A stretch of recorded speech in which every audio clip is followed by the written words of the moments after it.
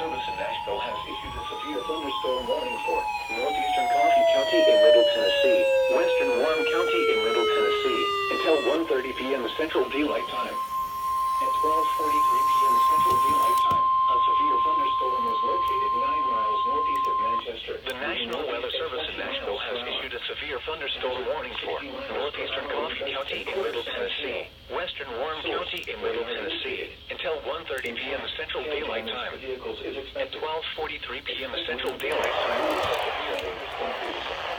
locations in Central Peachtree, Morrison, Centertown, and Summitville. For your protection, move to an interior room on the lowest floor of the building. Torrential rainfall is occurring with this storm and may lead to flash flooding. Do not drive your vehicle through flooded roadways.